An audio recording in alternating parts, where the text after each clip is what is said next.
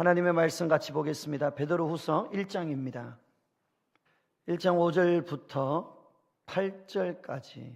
그러므로 너희가 더욱 힘써 너희 믿음의 덕을, 덕의 지식을, 지식의 절제를, 절제의 인내를, 인내의 경건을, 경건의 형제 우애를, 형제 우애의 사랑을 더하라.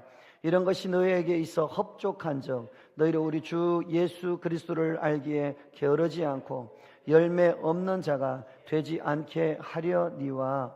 아멘. 오늘 이 자리에 올라오신 우리 믿음의 신일교회 성도님 여러분, 여러분들의 인생의 삶에서 과연 나는 믿음의 그 열매를 맺고 있는가라고 하는 그것을 살펴보는 것은 굉장히 중요합니다. 왜냐하면 우리 예수님께서 이렇게 말씀하셨기 때문입니다. 요한복음 15장 8절 말씀해 보시면 이렇게 말씀하고 있습니다. 너희가 열매를 많이 맺으면 내 아버지께서 영광을 받으실 것이요 너희는 내 제자가 되리라 라고 말씀합니다. 사랑하는 여러분, 말씀을 시작하기 전에 여러분들은 예수님의 제자이십니까? 라고 질문 드리고 싶습니다. 교회의 문턱을 질비하게 밟고 다니지만 그러나 우리는 진짜 올바른 제자가 되는 것이 궁극적인 목적이어야 하는데요, 많은 경우에 교인으로 삶을 살아가고 거치게 되어집니다. 교인이 되었기 때문에, 내가 예수 그리스도를 믿기 때문에 교인이다라고 생각해서 가슴팍에 성경책을 끌어안고 있으면 나는 신앙의 삶을 살아간다라고 여기며 나아간다라는 것이죠. 그러나 교인은요, 절대로 순종의 삶을 살아가지 않습니다. 자신의 방법과 자신의 생각과 맞지 않으면 순종을 하지 못한다라는 사실입니다. 결국 교회를 떠나가게 됩니다. 자신의 그 이견이 맞지 않음으로 인하여서 나는 이 교회에는 필요 없는 존재다라고 생각하여 떠나가게 된다는 것입니다.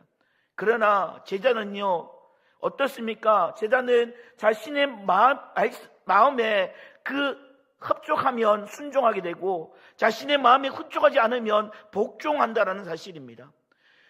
교회가 그리스도께 복종하듯이 정말로 우리가 진정한 그런 복종의 그런 삶이 되어지게 될 때에 우리는 비로소 제자의 삶을 살아간다라고 할 수 있습니다.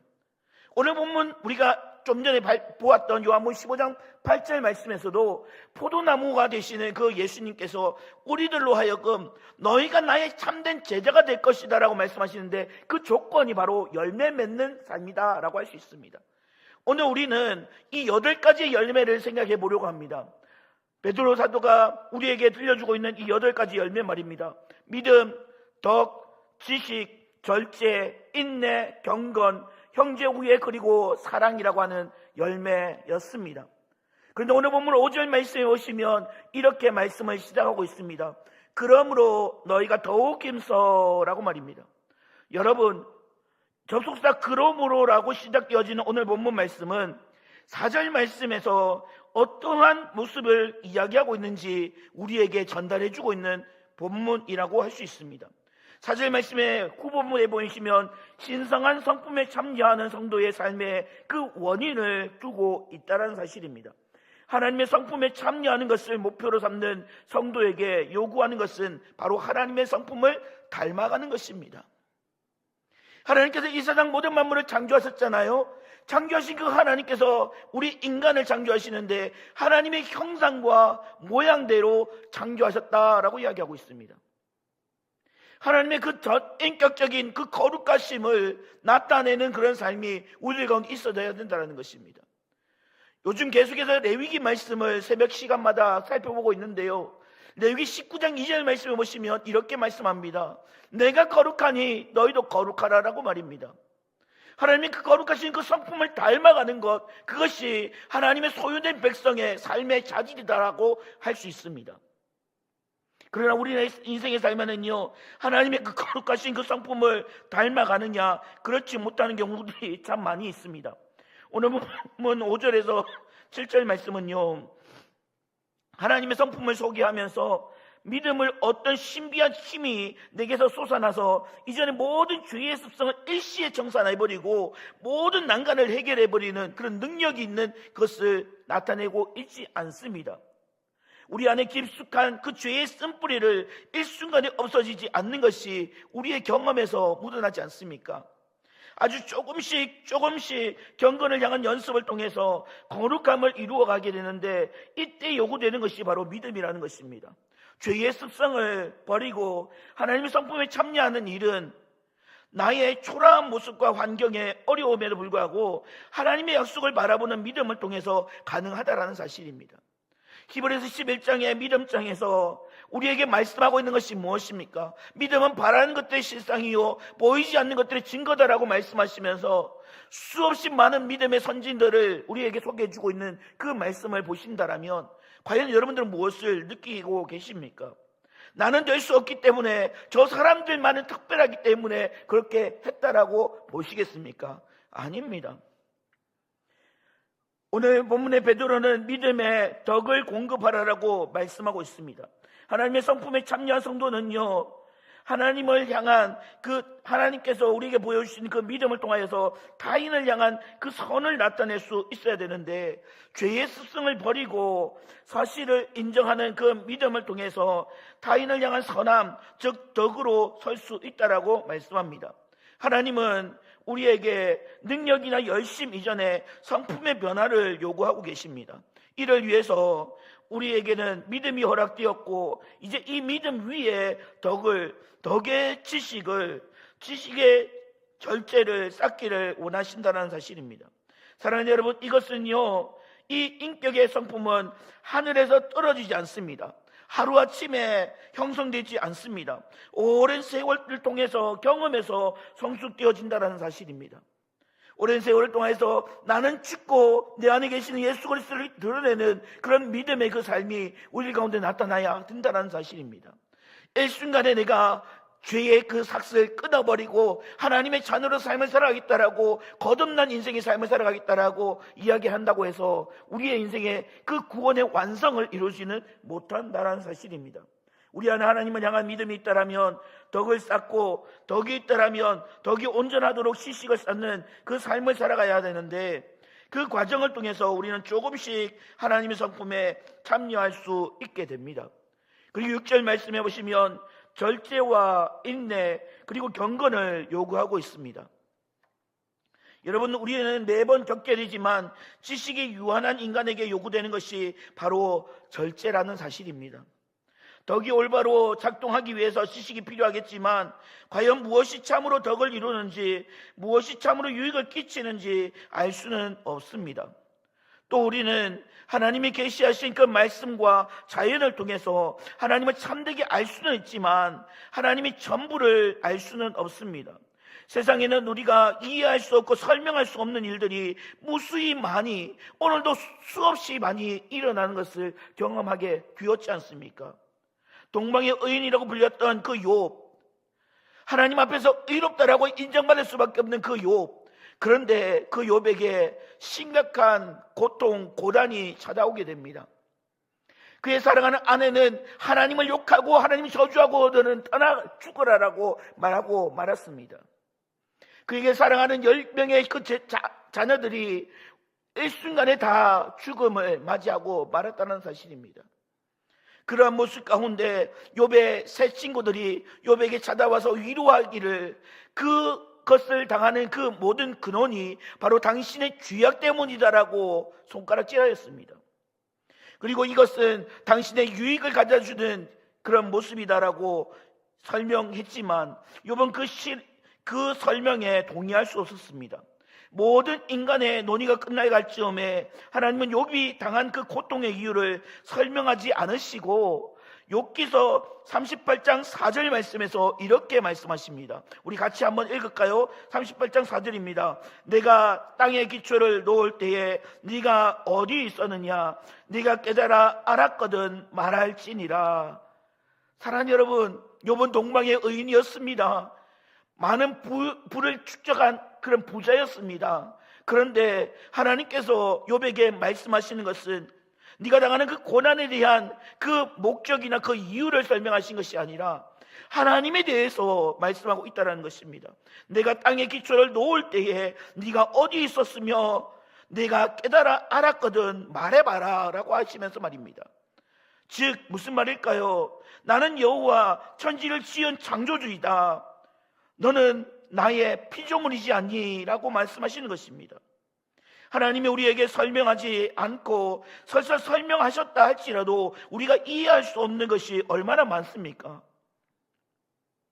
그래서 지식의 절제가 요구되는 것입니다. 절제를 알지 못하는 지식은 하나님의 자리를 차지하는 교만을 낳게 되어집니다. 그런데 이러한 절제에는 다시 인내를 요구하고 있습니다. 왜 그렇습니까? 아무리 이해할 수 없는 그 상황도 우리 하나님의 선하심에 대한 믿음을 가질 수 있게 됩니다. 여러분, 모르고 당하는 고통이 얼마나 억울하고 참기 힘드십니까? 내가 받아야 할 그 수치와 수모가 아님에도 불구하고 누군가가 나를 멸시하고 업신여기는 그런 모습을 겪게 되었을 때에 얼마나 치밀어 오르는 그런 고통과 그런 분노가 여러분들 가운데 자리 잡고 있으십니까? 하나님의 선하심에 대한 믿음을 가지는 것, 우리의 인생의 삶 가운데 세상에 얼마나 많은 부조리와 불공평이 있음에도 우리의 선하신 하나님이 세상의 주관자 되심을 믿으며 사는 것이 바로 성도의 삶이다라고 할 수 있습니다. 하박국의 물음과 하나님의 답변, 그리고 하나님의 답변에 대한 하박국 선지자의 반응을 이 시간 살펴보았으면 좋겠습니다. 그것이 바로 성경에서 말씀하는 인내이기 때문입니다. 사랑하는 여러분, 세상의 그 불공평에 대해서 하박국 선지자는 하나님 앞에 항변하게 됩니다. 그때 하나님께서 뭐라고 말씀하셨습니까? 오히려 더 악하고 강한 나라가 일어날 것이다 라고 말씀하셨습니다. 그리고 하박국 2장 4절 말씀에 이렇게 말씀하십니다. 보라, 그의 마음은 교만하며 그 속에서 정직하지 못하나 의인은 그의 믿음으로 말미암아 살리라 라고 말씀하셨습니다. 사랑하는 여러분, 우리가 바라보아야 할 것이 무엇입니까? 변함없으신 그 하나님을 볼 수 있어야 되지 않겠습니까? 이 세상에 아침 저녁으로 조석 간만의 차이로 그렇게 바뀌어지는 그 사람에 현혹되어지는 그런 것이 아니라 변함없으신 그 하나님을 바라볼 수 있는 그 믿음이 우리들 가운데 있어야 된다는 사실입니다. 그 하나님을 신뢰했던 하박국 선지자는요, 하나님께서 그렇게 말씀하셨을 때에 어떻게 반응합니까? 바로 하박국 3장 17절과 18절 말씀에 우리가 너무나 잘 알고 있는 이 고백을 하박국은 이렇게 하고 있습니다. 비록 무화과 나무가 무성하지 못하며 포도나무에 열매가 없으며 감람나무에 소출이 없으며 밭에 먹을 것이 없으며 우리의 양이 없으며 외양간에 소가 없을지라도 나는 여호와로 말미암아 즐거워하며 나의 구원의 하나님으로 말미암아 기뻐하리로다 라고 말입니다. 세상의 모든 것이 다 없어지고 세상의 모든 것이 나를 떠난다 할지라도 나를 구원하시고 나를 자녀 삼아주시고 나에게 천국의 그 아름다운 보좌를 소망케 하여 주신 그 전능하신 그 하나님으로 인하여서 기뻐하고 즐거워하는 것, 그것이 바로 신앙의 삶이다라고 하는 사실입니다. 세상 가운데 수많은 사람들의 그 현혹의 그 목소리에 그것에 넘어지다 보니까 하나님의 신실하신 그 말씀을 바라보지 못하다 보니까 하나님께서 우리에게 역사하신 그 믿음에 대한 간절함이 점점 사라지는 것은 우리의 책임은 아닐까 생각해 보게 됩니다. 솔직히 여기 말씀 정리하면서 이게 전 적지 않았지만 저는 어저께 우리 목사님께서 매일 기도 때 들려주던 그 말씀에 충격을 받을 수밖에 없었습니다. 여러분 너무나 잘 알고 있는 말씀이었습니다. 데살로니가전서 5장 16절에서 18절까지 우리는 그렇게도 많이 외우고 또 외웠습니다. 항상 기뻐하라, 쉬지 말고 기도하라, 범사에 감사하라, 이것이 그리스도 예수 안에서 너희를 향하신 하나님의 뜻이니라 라고 말씀하셨습니다. 그리고 어제 본문이었던 19절 말씀에 이렇게 이야기합니다. 성령을 소멸치 말아라 라고 말씀합니다. 여러분 여기서 소멸이라고 하는 이 단어를 목사님은 이렇게 풀어주셨습니다. 불이 꺼뜨려지는 것이다 라고 말입니다. 우리의 자의적으로 성령의 그 능력을 의지하지 못하니까 우리는 스스로 성령을 그렇게 멸시하고 홀대하고 성령의 그 충만함을 발하기 위하여서 발버둥치지 않는 그런 연약한 모습들이 우리 가운데 있다라는 사실입니다. 목사로서 사역자로서 그 길을 걸어가면서 과연 나는 성령을 소멸한 적이 없었는가 돌아보게 되었습니다. 사랑하는 여러분, 우리의 인생의 삶에서 믿음이 무엇입니까? 과연 나에게는 믿음이 존재합니까? 믿음의 덕의 지식의 절제를, 절제의 경건의 형제 우애의 사랑을 나아가는 그런 아름다운 그 모습이 우리 가운데 나타나고 있으십니까? 그리고 7절 말씀에 보시면 경건의 형제 우애의 사랑을 더하라고 말씀하는데, 여러분, 흔히 기독교는요 사랑의 종교다라고 이야기하고 있습니다. 예수님도 하나님을 사랑하고 이웃을 사랑함이 온 율법의 근간이 된다라고도 말씀하셨습니다. 사도 바울도 믿음, 소망, 사랑, 이 세 가지는 항상 있을 것인데 그 중에 제일은 사랑이라고 말씀하고 있습니다. 예수님은 마음을 다하고 힘을 다하고 뜻을 다하여 내 하나님 여호와를 사랑하라라고 말씀하셨습니다. 오늘 본문 5절부터 시작되어져 있는 그 성도에 대한 하나님의 성품 요구에 끝날 즈음에 베드로 사도는 바로 사랑을 언급하고 있습니다. 사랑의 종교인 기독교, 하지만 이 사랑은 믿음과 덕과 지식과 절제와 인내와 경건과 형제 우애를 거쳐서야 비로소 사랑을 이룰 수 있습니다. 그럼에도 성도들 가운데 사랑을 감정적인 느낌으로만 생각하는 분들을 보게 되어집니다. 하나님을 향한 마음이 사랑으로 일어나지 않을 때에 자신은 구원받지 못했다라고 생각하게 됩니다. 또한 자신에게 어려운 일이 닥쳐졌을 때에 하나님이 나를 사랑하지 않는다라고, 하나님 나를 외면하셨다라고 그렇게 생각하게 되어진다라는 사실입니다. 그러나 이것은 옳은 모습이 아닙니다.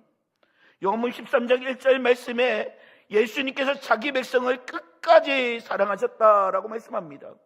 변함없으신 그분, 우리의 말로, 우리의 생각으로, 우리의 지식으로 표현할 수 없는 그 사랑을 우리 예수님께서 우리를 향하여서 해주셨다는 사실입니다. 로마서 말씀에서는 그분의 그 사랑을 우리 하나님께서 확증시켜 주셨다라고 말씀하고 있습니다. 우리가 하나님을 사랑하고 이웃을 사랑하는 일은 쉬운 일이 아니지만, 여러분, 하나님을 사랑하는 일은 하나님이 먼저 우리를 사랑하셨다는 그 사실에 대한 믿음에서부터 시작되어진다는 사실을 꼭 기억하셨으면 좋겠습니다.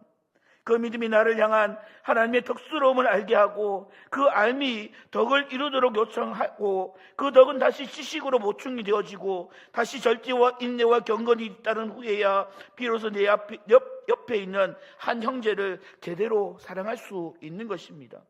그러나 이 말은 위의 과정을 다 거치기 전까지는 사랑하지 말라는 표현으로 이해해서는 안 됩니다. 이 모든 과정은 오로지 사랑으로 출발되어집니다. 하나님의 사랑이 과정이 출발이 되어지고 하나님을 향한 우리의 사랑이 이 길을 걸을 수 있는 원동력이 된다는 것입니다. 물론 우리는 자주 실패합니다. 하나님이나 이웃보다 세상과 나 자신을 더 사랑하는 것이 우리의 본연의 모습입니다. 물론 그렇게 실패와 좌절에 쓴 모습을 마시며 살아가지만, 그 모든 과정을 통하여서 성도는 하나님과 넓고 깊은 그 사랑을 분명히 알고 하나님과 이웃을 온전히 사랑하는 삶을 살아가게 됨을 믿을 수 있기를 간절히 소망합니다. 또한 8절 말씀은 우리에게 이렇게 말씀하고 있습니다. 이런 것이 너희에게 있어 흡족한즉 너희로 우리 주 예수 그리스도를 알기에 게으르지 않고 열매 없는 자가 되지 않게 하려니와 라고 말씀합니다. 여기서 우리는 두 가지를 살펴볼 수 있습니다. 바로 안다는 것과 열매라는 사실입니다. 먼저 우리는 누군가를 안다는 것은 어떤 사실이나 사물을 아는 것과 다른 면을 가지고 있음을 보게 됩니다. 사랑하는 여러분, 우리나라 국민 대부분이 대통령의 그 이름을 알까요, 모를까요? 알겠습니까, 모르겠습니까?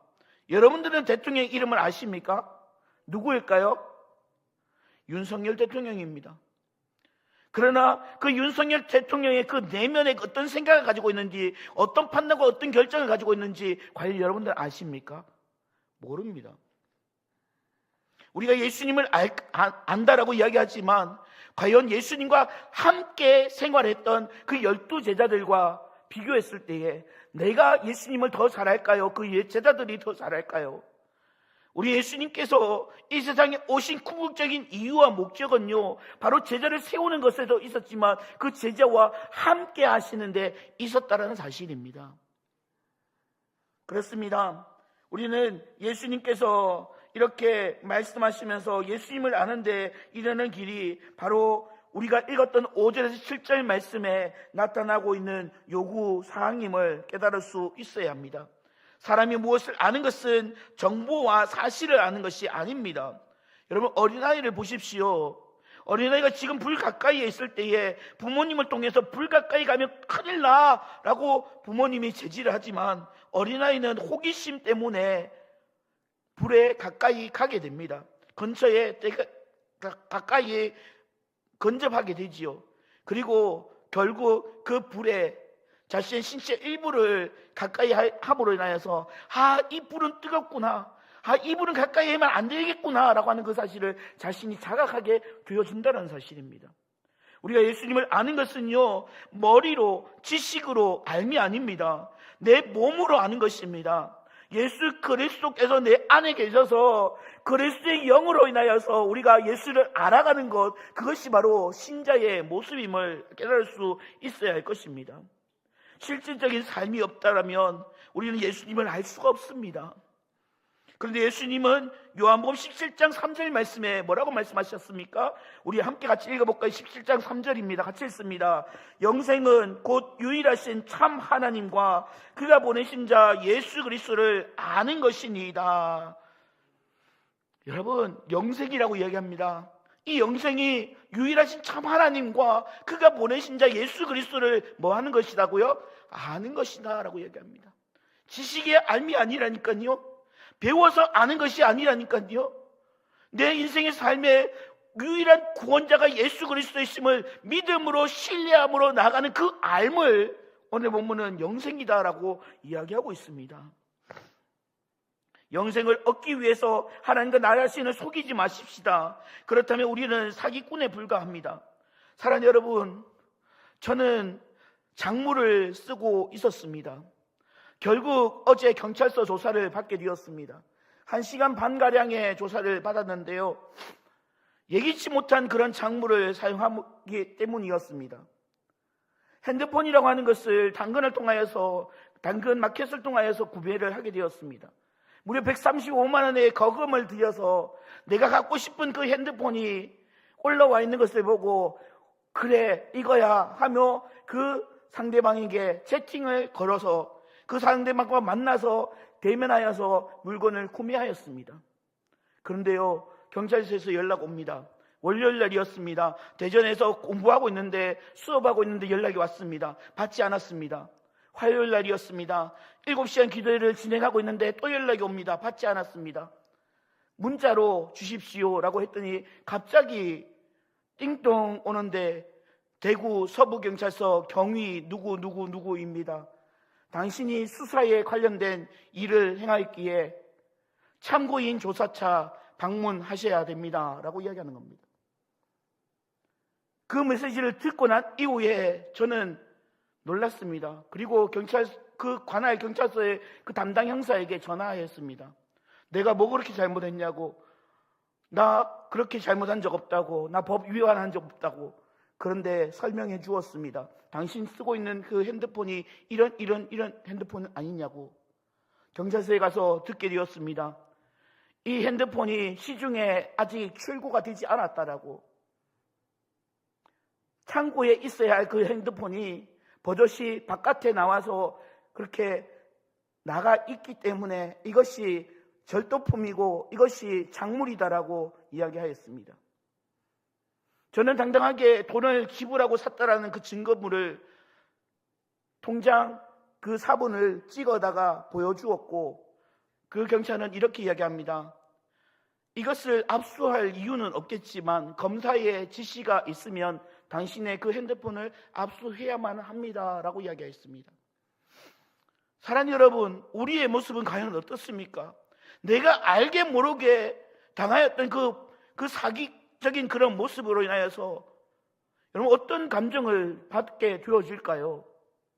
나는 행하지 않았기 때문에 나는 괜찮다라고 여겨질까요? 아닙니다. 우리는 하나님의 그 성품에 참여하는데 나의 그 부패함과 나의 그 부조리함을 내 스스로 만족하여서 내 스스로 괜찮다라고 여겨져서 그것을 포장하고 또 포장해버린다라면 우리는 우리 자신을 속일 뿐만 아니라 하나님을 속이는 그런 자리에 설 수밖에 없음을 기억해야 할 것입니다. 하나님을 참으로 경외하는 증거는 바로 열매로 나타납니다. 그럴 때 진정 예수 그리스도를 안다라고 말할 수 있고 영생도 우리의 것이 될 수 있음을 깨달을 수 있게 된다라는 사실입니다. 말씀을 마무리하면서 이 말씀을 우리 함께 같이 읽었으면 좋겠습니다. 욥기서 42장 5절과 6절 말씀입니다. 우리 같이 읽겠습니다. 내가 주께 대하여 귀로 듣기만 하여 싸우나 이제는 눈으로 주를 배옵나이다. 그러므로 내가 스스로 거두어 드리고 티끌과 제 가운데서 회개하나이다. 사랑하는 여러분, 성도의 모습은 과연 무엇일까요? 하나님께서 성도에게 생명과 경건에 속한 모든 것, 보배롭고 지극히 큰 약속을 주신 목적이 어디에 있을까요? 베드로는 성도들로 하여금 세상에 썩어질 그 부패한 생활을 피하여서 하나님의 성품에 참여한 자로서 성결의 생활을 하게 하라고 명령하고 있습니다. 그 성결의 생활은 믿음을 바탕으로 해서 그 위에 덕과 지식과 절제와 인내와 경건과 형제 우애와 사랑을 세우는 그것이 바로 하나님께서 요구하시는 성결의 모습입니다. 그리스도를 믿는 우리의 믿음은 성결의 삶, 거룩한 생활까지 나가야 할 것입니다. 믿음은 닫혀있는 완결이 아닙니다. 그것은 언제나 더욱 자라며 완성되어져 가는 것입니다. 주님께서는 우리의 믿음이 이렇게 자라기를 원하십니다. 그리스도의 표대를 향하여서 한 걸음 한 걸음 내딛는 그 모습, 비록 내 힘으로는 감당할 수 없어서 오늘도 쓰러지고 자빠지고 넘어져서 눈물 흘리지만, 그러나 우리의 지쳐있는 그 두 팔을 잡으시고 일으켜주시는 하나님의 그 능력을 공급받아서 하나님의 그 영광을 쓰는 그 보좌까지 함께 갈 수 있는, 그래서 예수님이 그 다스리시고 통치하시는 그 12보좌의 그 자리에 함께 오를 수 있는 그 이기는 자, 그렇게 되어지는 그것이 바로 우리의 사명이고 우리를 향하신 하나님의 부르심의 목적임을 기억하셔서 우리 모든 신의 성도님들, 여러분들 인생의 삶 가운데 그리스도의 영광의 빛을 드러낼 수 있는 아름다운 삶이 있어질 수 있기를 주님의 이름으로 간절히 축복합니다. 하나님 감사합니다. 우리를 사랑하셔서 하나님의 거룩하신 그 성품에 하나님 닮아갈 수 있는 귀한 자리에 우리를 세워주셔서 감사합니다. 하나님, 믿음의 덕을, 덕의 지식을, 지식의 절제를, 절제의 경건을, 경건의 형제 우애를, 형제 우애의 사랑을 더하라라고 말씀하셨던 우리 주님, 하나님 정말로 그렇게 함으로 인하여서 그리스도를 알되 하나님 열매 맺는 그런 신앙의 삶까지 가기를 원하시는 우리 주님, 하나님 주님의 거룩하신 그 보좌까지 함께 올라가는 올바른 제자가 되기를 소망합니다. 하나님 이 자리에 올라오는 모든 시대의 권속들이 하나님 정말 주님의 그 마음을 품고 주님의 그 생각을 가지고 이 세상을 정말로 그리스도의 영광의 빛을 드러낼 수 있는 하나님의 영화로우심을 나타낼 수 있는 믿음의 자리가 되어질 수 있도록 주님 도와주시옵소서. 하나님 우리 신의교회가 하나님 그동안 기도하고 준비하였습니다. 하나님 12월 8일 영적인 전쟁이 선포되어졌습니다. 하나님 정말로 그저 아말렉 하나님 아버지 군사들을 무찔렀던 것은 여호수아의 화려한 칼솜씨가 아니었습니다. 이스라엘 백성들의 물러섬이 없는 그런 적군에 향한 그런 전지력이 아니었습니다. 여호와 하나님께서 모세의 두 팔을 보셨고 하나님께서 그 아말렉과 더불어 싸우심으로 인하여서 그들에게 여호와 니시의 그 하나님을 보게 하여 주셨습니다. 하나님 정말로 이 세상 가운데 어둠의 영이 떠나가게 하여 주십시오. 죄악의 땅의 영이 떠나가게 하여 주십시오. 거짓의 영이 물러가게 하여 주십시오. 우리의 삶 가운데 자리매김하고 있는 그 악한 영들이 이제는 떠나가게 하시고 오직 예수 그리스도의 주되심을 인정하며 나갈 수 있는 귀한 자리가 될 수 있게 하시되, 하나님 천국의 아름다운 잔치가 회설되어졌으니 하나님 정말로 그 잔치 자리에 하나님 정말로 주님 예비하신 귀한 영혼들을 보내주시고 하나님 정말로 많은 영혼들이 주께 올라와 하나님 정말로 하나님과 더불어 기쁨의 아름다운 잔치를 가질 수 있는 귀한 자리가 될 수 있도록 주님 도와주시옵소서. 그 일에 세워주신 우리 유현 전사님 주님 붙잡아 주시고 성령으로 함께 해주시고 주신 귀한 말씀을 통하여서 하나님의 그 마음을 알게 하시고 우리들 가운데 깨달음 있게 하시고 결단하게 하시고 하나님 정말로 거룩한 모습으로 세워져 나갈 수 있는 귀한 자리가 될 수 있도록 주님 도와주시옵소서. 주님 감사합니다. 사랑합니다. 나를 구원하여 주신 우리 예수 그리스도의 이름으로 감사하며 기도드리옵나이다. 아멘.